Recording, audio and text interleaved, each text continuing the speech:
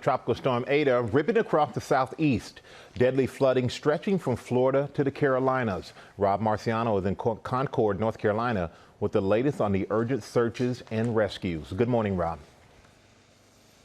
Hey, good morning, Michael. This unfortunately is not the first time that North Carolina has to deal with flash floods that are at least related to a tropical system. We had nearly 10 inches of rain falling in a lot of parts of the Piedmont here, and that sort of water is unable to be handled by some of these culvert pipes. Look at this, what it did to this road. Completely ripped through this 2-lane road. That culvert pipe down there, but got to be 6 feet. Couldn't handle this rushing water, and unfortunately, it's not just washout roads. There were people that were caught up in these floodwaters.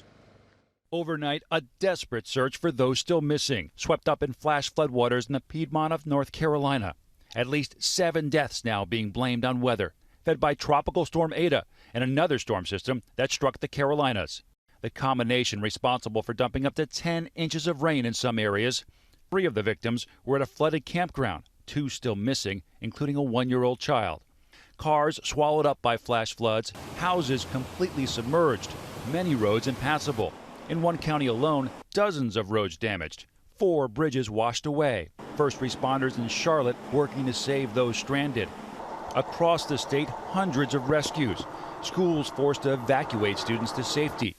And in Virginia, you can see rescuers in Roanoke pulling this vehicle from rushing waters. The state not taking any chances, closing flood walls to minimize the impacts of rising rivers.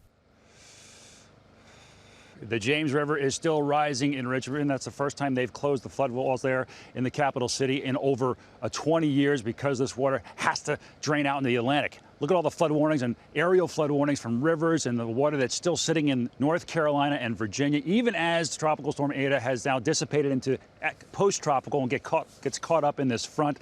This is the longest-lived November-forming storm since 1912, Amy, and we've got another storm we need to talk about in the Caribbean. We'll deal with that later in the show. Wow, something Amy? No one wants to hear about. All right, Rob, thank you very much.